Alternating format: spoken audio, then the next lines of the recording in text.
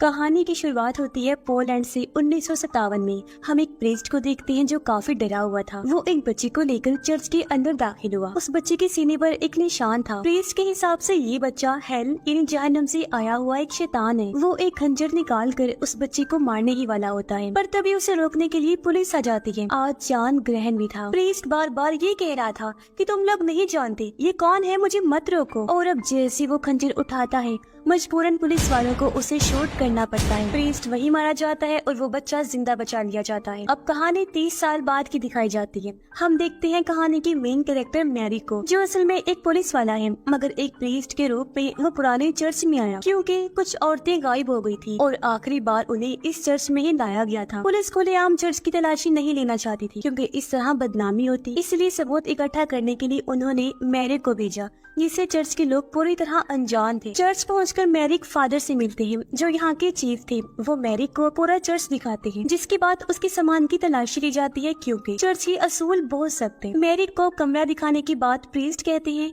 अच्छा होगा कि आप रात में कमरे से बाहर ना निकले क्योंकि रात को चर्च में घूमना सख्त मना है। मैरी कहता है मैं इन बातों का ख्याल रखूंगा। यहाँ ना बिजली थी ना टेलीफोन, अजीब सी जगह थी जहाँ ना कोई आता था और ना ही बाहर जाता। ये लोग बाकी दुनिया से अलग रहते थे। मैरी अपने कपड़े बदलता है और यहाँ हम देखते हैं कि उसके सीने पर भी वैसा ही निशान है जैसा कि हमने कहानी की शुरुआत में उस बच्चे के सीने पर देखा था। इसका मतलब कि मैरिक वही बच्चा है। फिर वो अपना बैग खोलता है जिसके अंदर एक खुफिया जगह पर पड़ा था एक कैमरा, बंदूक, कुछ जरूरी सामान और एक अखबार का कटा हुआ टुकड़ा जिस पर कई लड़कियों के गुमशुदा होने की खबर छपी हुई थी। और इसी केस की छानबीन करने मैरिक यहाँ पर आया था। मैरिक सभी के साथ मिलकर खाना खाता है, लेकिन उन्हें खाने में क्या दिया जा रहा था मैरिक को समझ नहीं आ रही। खाना बड़ा ही अजीब था। मैरिक को उस खाने से घिन आ रही क्योंकि वो मांस जैसी कोई अजीब सी चीज लग रही थी, लेकिन बाकी सब उसे वो शौक से खा रही थी, इसलिए मैरिक को भी चुपचाप वो खाना पड़ता है। बाद में जब वो हॉल में घूम रहा था तब वो एक कमरे के पास से गुजरता है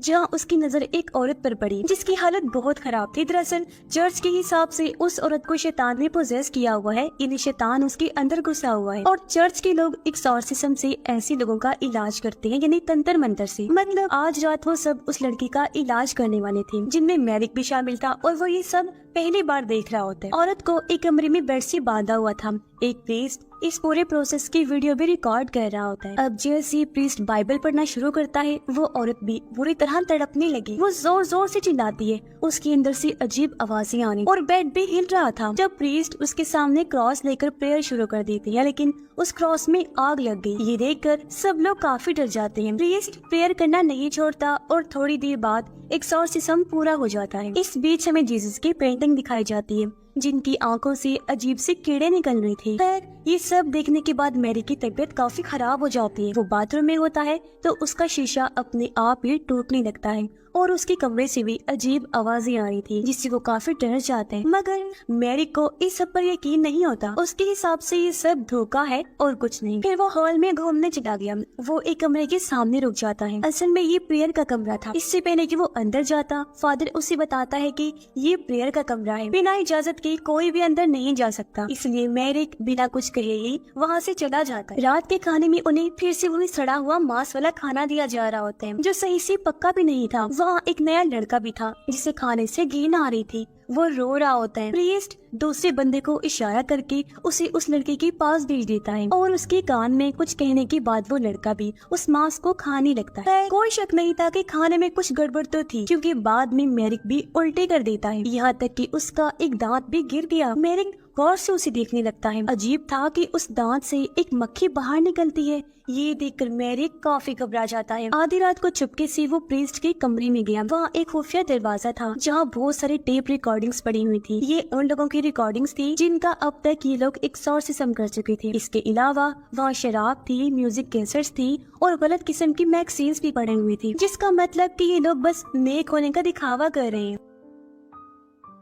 इसके बाद मैरिक उस जगह जाता है जहाँ उस लड़की पर एक्सॉर्सिज्म हुआ था। बेड के नीचे उसे एक सिरिंज मिली थी, यानी उस लड़की को नशा दिया गया था या फिर कोई ऐसी चीज इस वजह से वो उस दिन पागलों जैसी हरकतें करे। प्रीस्ट ने जो क्रॉस इस्तेमाल किया था वो दरअसल एक लाइटर था और वहाँ एक बटन ऐसा था जिससे बेड हिल रहा था। मतलब जो भी उस दिन हुआ वो सब बस नाटक था। हाँ, वो लड़की असली थी, वो एक शिकारी थी बस उनकी। इससे मैरिक समझ जाता है कि जो लड़कियां गायब हुई यहाँ के लोगों ने उनके साथ न जाने क्या किया होगा। अगली सुबह सब प्रेयर करने के लिए जमा हुए। तब प्रीस्ट मैरिक को प्रेयर करने के लिए कहता है क्योंकि उसे मैरिक पर शक हो चुका था कि वो प्रीस्ट नहीं है। वो इंग्लिश जुबान में प्रेयर करने लगा तो प्रीस्ट उसे लैटिन जुबान में प्रेयर करने के लिए कहता है जिसमें मैरिक अटक रहा होता है। इसीलिए उसकी जगह बाकी लोग प्रेयर करते हैं। दोपहर में फिर से वही मांस था खाने को। इस बार मैरिक को खाने में बाल भी मिलते हैं जो देखकर उसे उल्टी आ गई। मैरिक जिस मकसद के लिए यहाँ आया था जल्द से जल्द उसे वो पूरा करना होगा। अब वो प्रीस्ट की नजर में आ चुका था, इसलिए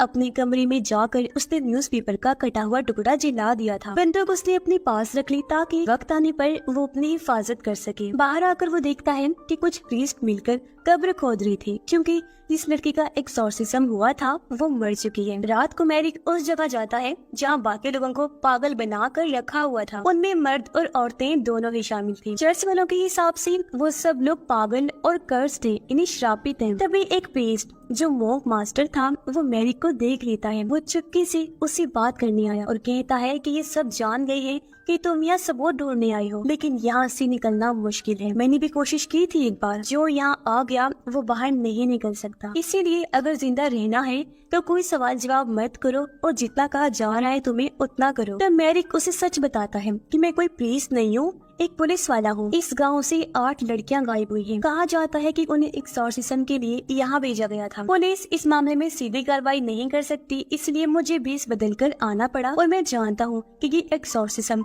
तंत्र मंत्र सब धोखा है। वो कहता है कि प्रीस्ट ऐसा पैसों के लिए करते हैं ताकि बड़े कॉन्वेंट से उन्हें पैसे मिलते रहें। बाद में वो प्रीस्ट कह देते हैं कि एक्सॉर्सिज्म के दौरान वो औरतें पागल होकर मर गईं, लेकिन असल में उनके साथ क्या होता है ये तो मैं खुद भी नहीं जानता। मैरिक उससे वादा करता है कि मैं तुम्हें यहाँ से निकाल लूंगा। इसके बाद वो दोबारा से चर्च के कमरे में जाकर उसकी जांच करता है। एक अलमारी के पीछे उसे एक बड़ा सा सुराख दिखाई दिया जिसके अंदर से मैरिक को लकड़ी में लिपटी हुई दांत और एक आँख मिलती है। तो वो आँख अपने आप ही हिलने लगी जिससे मैरिक डर जाता है और उसे फेंक देता है, पर इसी के साथ उसने उल्टी कर दी जिसमें मक्खियाँ आती हैं। मैरिक को अपने सामने कोई चीज दिखाई देती है, वो घबरा गया, लेकिन अगले ही पल वो गायब हो गई थी। वो उस आँख को कुचलकर फिर अपने कमरे में चला जाता है। रात होने पर वो चर्च की कब्रिस्तान में जाता है। वो उस कब्र को खोदने लगा जहाँ उस लड़की को दफनाया गया था, लेकिन जब मैरिक उसका ताबूत खोलकर देखता है तो वो खाली था। अब मैरिक हैरानी से ये चीज देख ही रहा था कि तभी कोई पीछे से आकर उसे पकड़कर बेहोश कर देता है। होश में आने पर मैरिक देखता है कि उसे उसी के कमरे में बेड से बांधा गया है और फादर वहाँ सामने बैठकर पहरा दे रहा था। कुछ देर बाद प्रीस्ट यहाँ आई। वो मैरिक के लिए 4 अलग अलग बर्तनों में खाना लाते हैं। फिर प्रेयर करने के बाद वो मैरिक को खाना खाने को देते हैं, लेकिन वो इनकार कर देता है।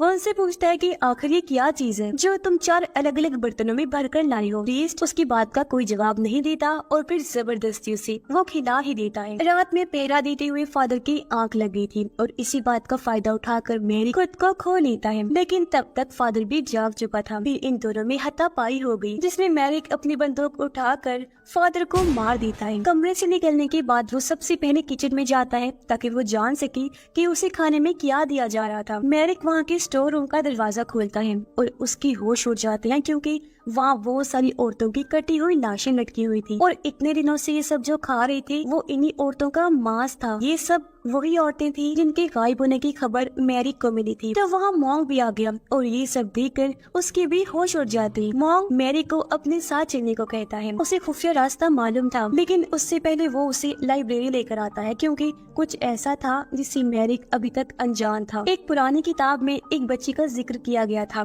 कि एक बच्चा पैदा होगा जब ग्रहण लगेगा और ये 800 सालों में सिर्फ एक बार ही होता है। पैदा होते ही उसे मारना होगा जिसके लिए खंजर और प्रेयर की जरूरत होगी, लेकिन अगर उसे सही वक्त पर मारा नहीं गया तो वो डिमोनिक बच्चा वो इंसान 7 गुनाहगार औरतों का खून पिएगा और प्रेयर की पूरा होते ही वो शैतान अपने असली रूप में आ जाएगा, जिसके बाद उसके कहर से इस दुनिया को कोई भी नहीं बचा सकता।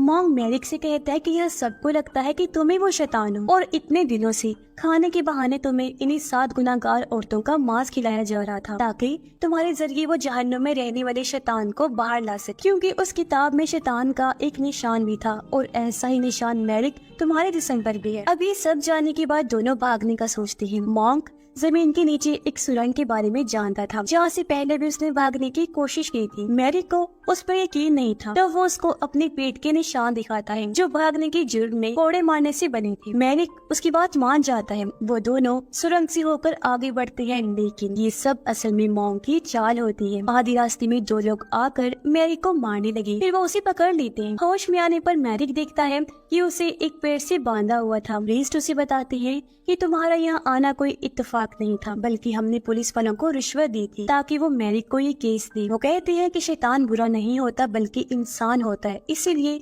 सजा तो मिली। वो एक कुएं की तरफ इशारा करते हुए कहता है कि ये सीधा जहन्नुम की तरफ जाता है, इसीलिए हमने अपना चर्च भी यहाँ बनाया। 800 साल से हमने तुम्हारा इंतजार किया। प्रेयर के पूरा होते ही हेल का राजा यानी जहन्नुम का वो शैतान तुम्हारे जिस्म में दाखिल होगा और फिर इस दुनिया की शक्ल बदल जाएगी। वो इस दुनिया पर राज करेगा। यानी कि ये लोग दरअसल गॉड को नहीं बल्कि शैतान को मानने वाले थे, क्योंकि वो कहते हैं कि उसके बाद हम शैतान के गुलाम बन जाएंगे। थोड़ी देर बाद ये लोग उस बेकसूर लड़की को लाकर उसका गला काट देते हैं, क्योंकि उसका खून मैरिक को जो पीना था वो सब भी उसका खून एक एक करके पीने लगते हैं। उसके बाद प्रीस्ट मैरिक को उसका खून जबरदस्ती पिला देता है। मैरिक मरना नहीं चाहता था, लेकिन फिर ये सब मिलकर शैतान को बुलाने का मंत्र पढ़ने लगते हैं। पर बहुत देर तक मंत्र पढ़ने के बाद भी वहाँ कुछ नहीं होता। ये देखकर मैरिक उन पर हंसने लगा, क्योंकि वो एक पुरानी किताब पर यकीन कर बैठी थी। किसी को भी समझ नहीं आता कि ऐसा क्यों हो रहा है। वो सब मायूस हो गई। मॉन्ग सबसे कहता है कि शायद ये हमारी गलत फहमी थी, हम सब जल्दी ये भूल जाएंगे क्योंकि हमारे इरादे नेक थे। लेकिन अब इन्हें ये डर था कि कहीं ये लोग मैरिक की वजह से फंस न जाए,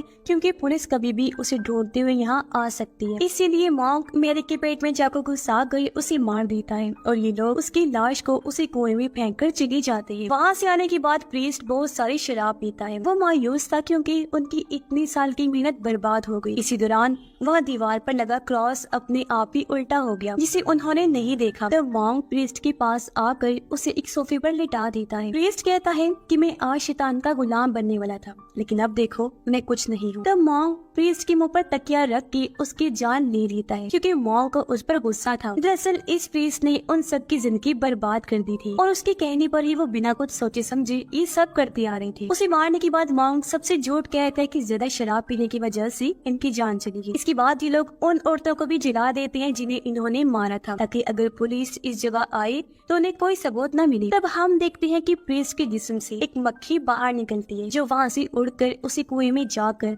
मैरिक की लाश में चली जाती है और तभी मैरिक जिंदा हो जाता है। धीरे धीरे उसका जिस्म किसी और चीज में बदलने लगा, जो और कोई नहीं बल्कि शैतान था और अपने असली रूप में आ रहा था। इस बीच सभी लोग प्रीस्ट के लिए प्रेयर कर रहे थे। तभी हम देखते हैं कि मॉन्ग का जिस्म धीरे धीरे हवा में उड़ने लगा और फिर उसका जिस्म पूरी तरह से मक्खियों में बदलकर गायब हो जाता है। तभी उस सुरंग से एक खौफनाक चीज बाहर आती हुई दिखाई देती है और ये और कोई नहीं बल्कि वही शैतान था जिसे लोग बुलाने की कोशिश कर रहे थे। वो मैरिक के जिस्म में समा गया था और फिर अपने असली रूप में आ गया। अब बाकी लोगों के जिस्म भी एक एक करके उल्टे लटक जाते हैं और उनकी भी खौफनाक मौत हो जाती है। अब चर्च में जो भी चीज जिंदा थी वो मरने लगी और जो चीज मुर्दा थी, मुरझाई हुई थी, उसमें एक नई जान आ गई थी। अब जब वो शैतान जीसस के स्टैचू के सामने आया तो स्टैचू का चेहरा भी उसकी तरफ मुड़ जाता है। चर्च के बाहर सब कुछ उल्टा था और आसमान से वो एक काला लिक्विड चर्च के ऊपर गिरने लगता है। असल में ये जहन्नुम का दरवाजा था जो अब खुल चुका था और वो चर्च को अपने अंदर निगल लेगा